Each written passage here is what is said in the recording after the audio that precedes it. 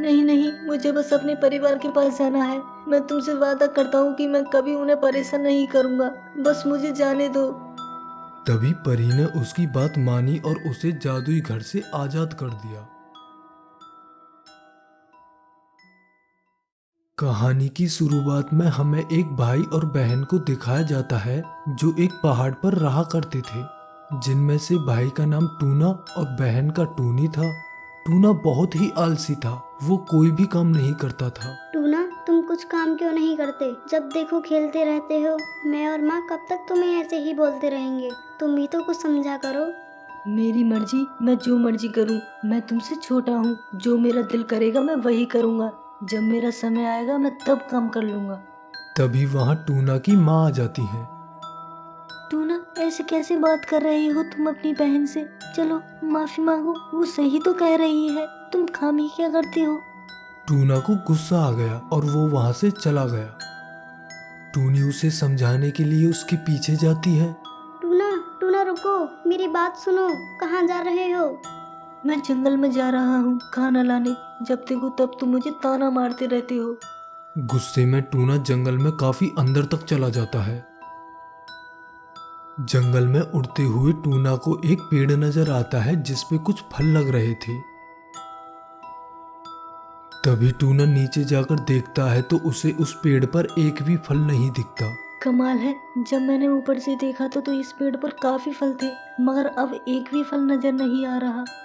ये कहकर टूना जब वहां से उड़ा तो उसे सामने आसमान में एक उड़ता हुआ घर दिखाई देता है। टूना तुरंत उसके पास चला जाता है। ये घर आसमान में कैसे उड़ रहा है? टूना ये सोच ही रहा होता है कि तभी वहां एक परी आ जाती है। कौन हो तुम और यहाँ क्या कर रहे हो? मैं तो खाना ढूंढने आया था, तभी मुझे ये उड़ता हुआ घर दिखाई दिया।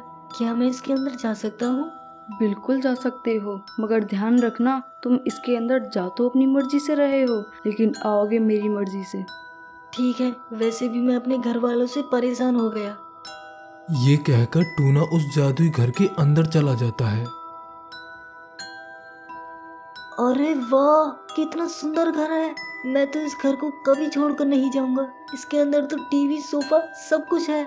टूना उस जादुई घर में बहुत खुश था क्योंकि जब वो खाने को मांगता तो खाना आ जाता। अब वो पूरे दिन खेलता और टीवी देखता।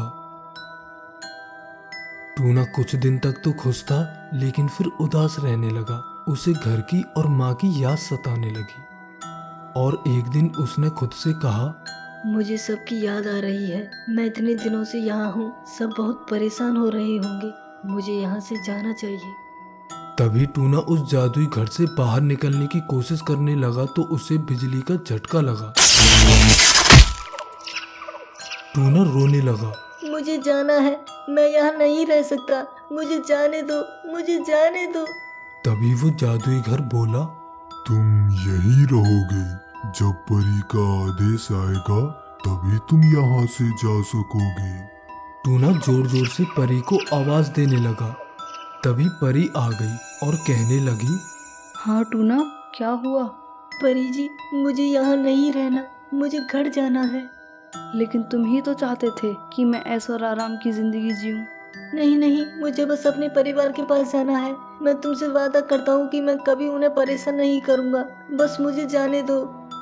तभी परी ने उसकी बात मानी और उसे जादुई घर से आजाद कर दिया।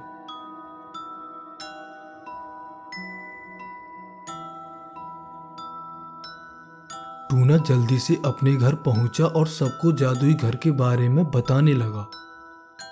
क्या बोल रहे हो टूना? तुम अभी अभी तो जंगल में खाना लाने गए थे, 1 घंटा भी नहीं हुआ तुम्हें। तभी टूना सोचने लगा, मैं तो काफी दिनों से घर से बाहर था, तो टूनी ऐसा क्यों बोल रही है कि मुझे अभी 1 घंटा हुआ है। टूना समझ गया कि जब तक वो उस जादुई घर में था तो समय रुका हुआ था। टूना बहुत हैरान हुआ। उस दिन के बाद टूना बिल्कुल सुधर गया और घर के कामों में अपनी माँ का हाथ बटाने लगा।